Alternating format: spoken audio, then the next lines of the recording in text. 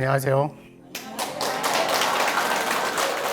저는 대전교구 생태환경위원장 김대건 베드로 신부입니다. 신학교 입학하고 나서도 신부가 되기 전인 20대 때까진 사람들이 제 첫인상도 안 좋게 봤습니다. 오죽하면 인상이 험악해서 무섭다, 조폭 같다 라는 말까지 들었으니까요. 여러분이 볼 때는 어떤가요? 감사합니다. 좋게 봐주셔서. 그런데 신기하게도 신부가 되고 나니까 여러분처럼 좋게 봐주시는 분들이 많이 생기더라고요. 웃는 얼굴이 예쁘다, 귀엽다 라는 말을 듣곤 합니다.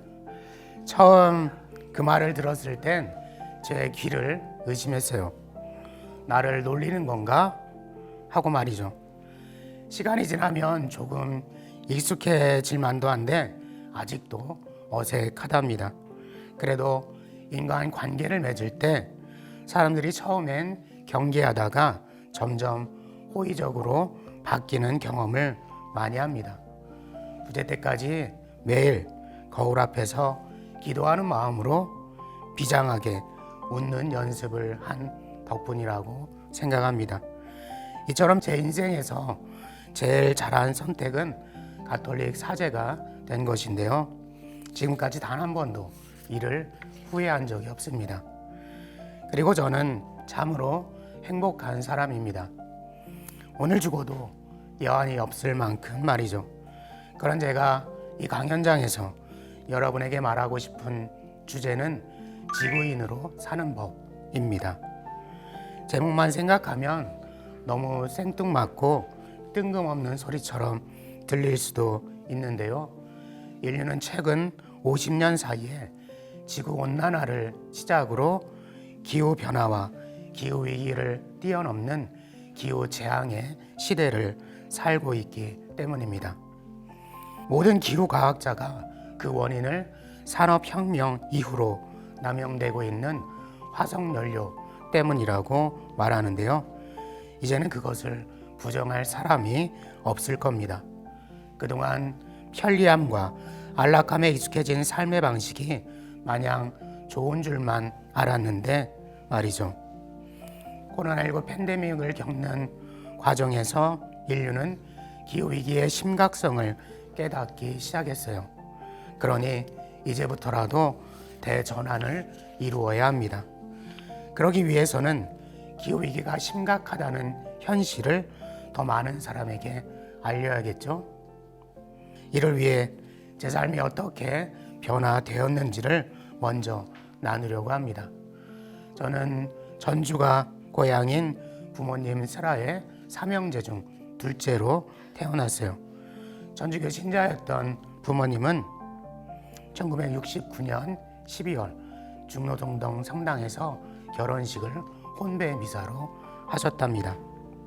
결혼 당시 부모님 나이가 34살과 29살로 나이가 많았습니다. 첫 아이를 낳았을 때는 대를 잇게 하고 둘째를 임신했을 때는 딸이기를 바라셨어요. 그런데 아들이 태어나니까 하느님께 봉헌하기로 결심했답니다. 그러다가 셋째도 딸이기를 바랐지만 아들이었어요. 그래서 아들 삼형제만 두고 더 이상 낳지 않기로 결심하셨습니다. 그렇게 사자가 되기를 바라는 부모님의 마음을 담아 제 이름을 김대건으로 지어주셨죠. 그리고 태어난 지 한 달 만에 세례받았을 때 세례명은 안드레아 형인 베드로로 정하셨습니다.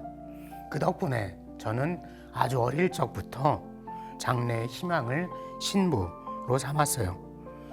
25살 때 재수해서 대전 신학교에 입학하여 32살에 사제품을 받아 그 꿈을 이뤘답니다. 물론 어린 시절에는 사제가 되기를 바라신 친할머니와 부모님의 소망이 제 마음보다 더 크게 작용했지요. 그러다가 꿈을 잊은 채 자연스럽게 학창 시절을 보내고 일반 대학 1학년을 마쳤어요. 그리고 마지막 방이라 18개월 동안 부대로 출퇴근했어요. 그런 다음 서울로 아르바이트 하러 올라갔다가 다단계에 빠져 어머니가 모아둔 갯돈 수백만 원을 날렸답니다. 그때부터 참된 행복은 무엇이며 왜 살아야 하는지를 고민하다 어릴 적 꿈을 되새기게 되었습니다. 소실적인 여자 앞에서 말도 잘 못하는 내성적인 아이였어요. 그리고 모태신앙이라 학교, 친구, 성당밖에 모르는 학생이었죠. 가난한 형편이라 궁핍하게 생활에서도 주눅들지는 않았는데요. 특별히 어머니의 기도와 사랑은 사제직을 향한 열정을 꽃피우게 해주셨지요. 또한 많은 사람들의 기도와 보살핌 덕분에 하느님의 사랑을 깊이 체험했어요. 그래서 제가 받은 하느님의 사랑을 가난한 이들과 함께 나누는 사제가 되고 싶었습니다. 하지만 사제품을 앞둔 시점부터 몸에 이상 반응이 생겼어요. 그리고 원인이 중증 근무력증이라는 병 때문임을 알게 되었답니다. 약물 치료로 호전되는가 싶더니 한 달 후에 흉선종을 제거하는 수술을 받기도 했습니다. 후속 조치로 방사선 치료를 받던 도중에 기력이 떨어져 중환자실에서 보름 정도 머물기도 했어요. 기계호흡에 의지하고 콧줄로 영양분을 공급받으며 간호사들이 대소변을 다 받아주는 가운데 사경을 헤매기도 했었죠. 신자들의 기도와 하느님의 자비에 힘입어 기적적으로 몸이 회복되면서 4개월 만에 퇴원했지만 안타깝게도 말을 할 수 없었답니다. 건강했을 때와 비교하면 할 수 있는 게 아무것도 없는 제 모습이 너무나 초라하게 느껴졌죠. 그리고 매일 기약 없이 반복되는 육신의 고통은 끝이 없어 보였죠. 그로 인해 깊은 좌절과 절망을 반복하면서 존재의 의미와 이유도 모른 채 방황했어요. 그래도 저를 살려주신 하느님께 감사드리며 삶의 이유와 목적을 찾으려고 애썼답니다. 이런 시행착오를 겪으면서 기도의 힘이 얼마나 놀라운지를 깨달았어요. 그래서 제 경험을 바탕으로 고통 속에서 절망하고 좌절하는 사람들에게 희망을 전하는 사제로 살고 싶었습니다. 그때부터 할 수 있는 일과 없는 것을 구분했어요. 제가 할 수 있는 일에 최선을 다했어요. 하지만 결과는 하느님께 맡겨드리려고 노력했습니다. 그렇게 세월이 흐르면서 저를 당신의 도구로 삼으시는 하느님의 손길을 더 깊이 체험했습니다. 그러다가 2016년 8월부터 53개월간 복수동 성당 주임 신부를 하면서 깨달은 바가 있는데요. 세상에서 가장 가난한 사람은 죽음을 앞둔 이들이라는 사실입니다. 부임한 첫날 본당 교회에 부고 소식을 들었어요. 그 이후로 본당을 떠날 때까지 월 평균 1회 장례를 접하는 과정을 반복하면서 터득했는데요. 고인과 유가족들을 보살피는 게 본당 사목의 제 1순위가 되어야 한다는 사실입니다. 그렇게 제가 꿈꾸던 이상적인 사제는 처음엔 물질적으로 가난한 사람들을 돌보는 사제였습니다. 하느님은 그런 저를 당신의 도구로 삼으셨어요. 그래서 육신과 영적인 고통으로 힘겨워하는 이들에게 다가가도록 성장시켜 주셨죠. 궁극적으로는 죽음을 맞이하는 모든 사람이 선정하도록 돕게 만드셨어요. 그 와중에 코로나19 팬데믹을 겪으면서 프란치스코 교황님의 회칙 찬미받으소서의 가르침이 새롭게 다가왔어요. 인간이 죽고 사는 문제는 더 이상 인간만의 문제가 아니라는 것을 말이죠. 우리 공동의 집인 지구 안에 존재하는 모든 피조물이 서로 연결되어 있다는 사실을 깨달았어요. 그러고 보니 코로나는 단순한 바이러스의 문제가 아니었어요. 인류는 기후위기라는 거대한 폭풍이 휘몰아치는 상황 속에 바다 위에 놓인 작은 돛담배 신세더라고요. 결국 인간이 더 이상 피라미드 구조의 최상위 포식자가 아님을 자각해야 합니다. 또한 기후재앙 시대에 인간이 지구상에 생존할 수 있는 유일한 길은 모든 피조물과 함께 공존하는 법을 배우고 익히는 것뿐입니다. 그러니 신앙인이라면 일상 안에서 하느님과 이웃과 자연과의 관계를 성찰하고 삶의 변화를 만들어가는 노력이 성덕 생활의 핵심임을 깨달아야 해요. 이를 위해 생태적 감수성을 키우고 생태적 회개를 이루면서 검소한 생활 양식을 추구해야 해요. 이제 인류는 산업 문명에 익숙한 삶의 방식을 바꾸어 생태 문명으로 전환해야 합니다. 이 말을 이해하려면 지구의 역사를 간략하게 살펴봐야 해요. 빅뱅 이후로 우주가 팽창하면서 약 46억 년 전에 지구라는 행성이 생겼고 호모 사피엔스가 약 30만 년 전에 출현했어요. 지구 나이를 24시간으로 환산해서 비교하면 인류의 출현은 마지막 4초 전이고 산업혁명은 23시 59분 59.8초에 일어난 일입니다. 인간은 이때부터 마지막 0.2초 동안 지구의 천연자원 3분의 1을 사용했어요. 그러는 동안 기후변화에 대응하지 못한 채 6차 대멸종을 맞이했어요. 그렇다면 어떻게 해야 인류가 이 위기를 벗어날 수 있을까요? 당연히 화석 연료를 산업 구조의 중심에 두는 삶의 방식을 바꾸면 됩니다. 정의로운 재생 에너지로의 전환을 통해 전기, 냉난방, 교통수단, 먹거리, 폐기물 등에서 탄소 중립을 완성하도록 말이죠. 이를 위해 검소한 생활 양식을 우리 삶의 기본 방식으로 삼아야 합니다. 그동안 자본주의와 소비주의의 시스템에 익숙해졌어요. 무의식 중에 대량 생산, 대량 소비, 대량 폐기를 경제 성장으로 받아들여왔죠.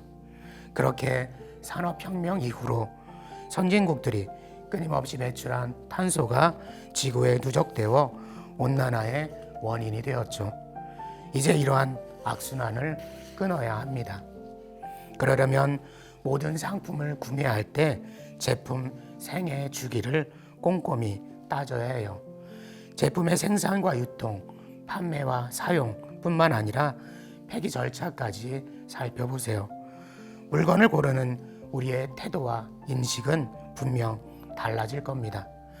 작지만 구체적인 개인의 실천이 세상의 변화를 만들 수 있다는 희망을 품을 때 효능감을 맛보고 더 깊이 투신할 수 있게 됩니다.